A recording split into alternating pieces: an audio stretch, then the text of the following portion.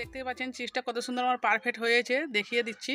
তো আমার এই চিজের রেসিপি যদি ভালো লেগে থাকে অবশ্যই আমার চ্যানেলটাকে সাবস্ক্রাইব করে পাশে কড়া থাকতে বসিয়ে দিয়েছি। তো এখানে দেখতে পাচ্ছেন খাঁটি গরুর দুধ আছে, এটা আমাদের বাড়িরই গরুর দুধ। এটা বলতে পারছি না, আন্দাজে নিয়েছি কতটা দুধ আছে। মজেরেলা চিজ বানাতে গেলে খাঁটি গরুর দুধটা চেষ্টা করবেন নেবার। তো গরম হয়ে গেছে প্রায়, এবার আমি নেবিয়ে নেবো। এই তো ভিনিগার দেবো আর লাড়তে থাকবো। এক হাতে ভিনিগার দেবো আর এক হাতে আমি লাড়তে থাকবো।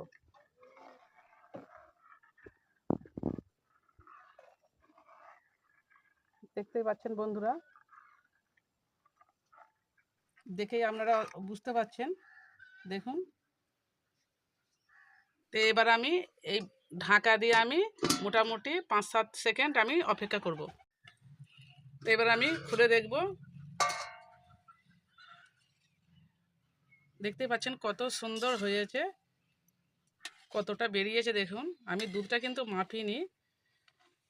এবার আমি এর সাহায্যে তুলে নেবো, পানিগুলো সব বের করে দেবো আমি এরমভাবে টিপে টিপে। গরম পানি নিয়েছি, আবারও মধ্যে আমি 1 চামচের মতো নুন দিয়ে দিচ্ছি। তো এবারে আমি এই চিজটা এবারে এই পানির মধ্যে দিয়ে দিচ্ছি।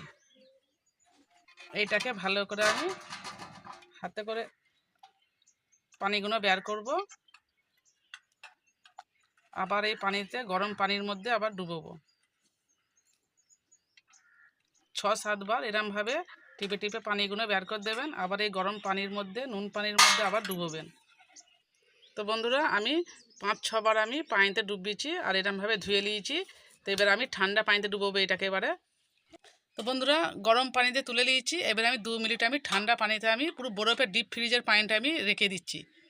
তো 2 মিনিট হয়ে গেছে। এই তো এটা আমি এবারে এই কাগজের ভিতরে আমি এবার ভরে দিচ্ছি।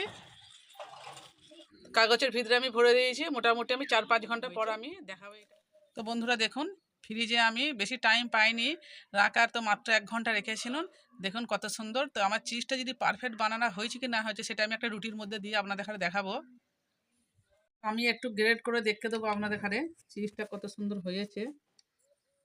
আমি একটা রুটি করে নিয়েছি, রুটির ভিতরে আমি চিজটা দেবো। তো আমার চিজটা কতটা পারফেক্ট হয়েছে সেটা আপনাদের এখানে আমি দেখাবো। তো বেশ, এই টুটিটা আমি মুড়ে দেবো, দিয়ে আবার সেঁকবো চুলোতে। এবার আমি তাওয়াতে দিয়ে আমি সেঁকে দেখাবো যে আমার এই চিজটা কতটা পারফেক্ট হয়েছে, আপনারা নিজেরাই দেখে নেবেন।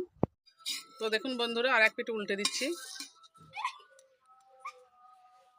এবার তুলে নেবো, হয়ে গেছে। দেখুন বন্ধুরা, কতটা চিজটা আমার পারফেক্ট হয়েছে দেখুন, এই দেখুন। তো বন্ধুরা দেখতেই পাচ্ছেন চিজটা কত সুন্দর আমার পারফেক্ট হয়েছে, দেখিয়ে দিচ্ছি।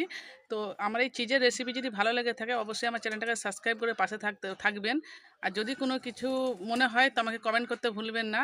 তো দেখুন কত সুন্দর চিজটা আমার হয়েছে, একবার অবশ্যই বাড়িতে ট্রাই করে দেখবেন।